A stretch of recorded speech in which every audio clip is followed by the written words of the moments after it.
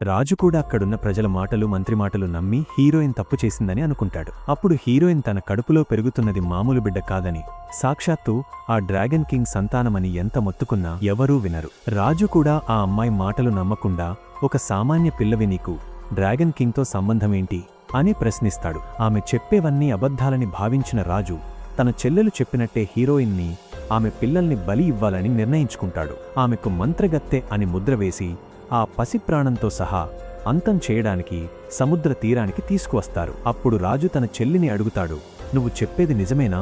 ఈ అమ్మాయిని, ఆమె బిడ్డను చంపేస్తే మన కరువు సమస్యలు తీరుతాయా?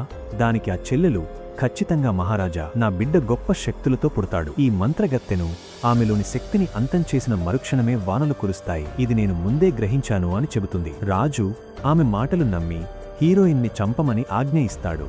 వెంటనే హీరోయిన్ని బోనులో నుంచి బయటకు తీస్తారు. అప్పుడు హీరోయిన్ కడుపులో ఉన్న పిల్లలు తమ అమ్మను కాపాడుకోవడానికి దైవిక శక్తిని చూపించడం మొదలుపెడతారు. ఒక్కసారిగా ఆకాశం రంగు మారిపోయి నలుపు ఎరుపు రంగులతో భయంకరంగా తయారవుతుంది. కానీ విచిత్రమేంటంటే అక్కడున్న జనం అది చూసి భయపడకుండా దేవుడే మనకు సైగ చేస్తున్నాడు, ఈ మంత్రగత్తెను చంపడం సరైనదే అని ఆకాశం చెబుతోంది అని మూర్ఖంగా అనుకుంటారు. అదే సమయంలో భూమిపై ఏం జరుగుతుందో చూస్తున్న దేవదూతలు ఆశ్చర్యపోతారు. గొప్ప శక్తులతో పుట్టబోతున్న డ్రాగన్ కింగ్ బిడ్డలను చూసి సంతోషించినా ప్రజలు వారిని చంపబోతున్నారని తెలిసి షాక్ అవుతారు. కానీ మనుషుల విషయంలో జోక్యం చేసుకోకూడదనే నిబంధన వల్ల వారు నిశ్శబ్దంగా ఉండిపోతారు. మరోవైపు ఆ చెల్లెలు హీరోయిన్కి ఒక అవకాశమిస్తుంది. నువ్వు నా కాళ్లపై పడి క్షమించమని వేడుకుంటే నిన్ను నీ పిల్లల్ని ప్రాణాలతో వదిలేస్తాను.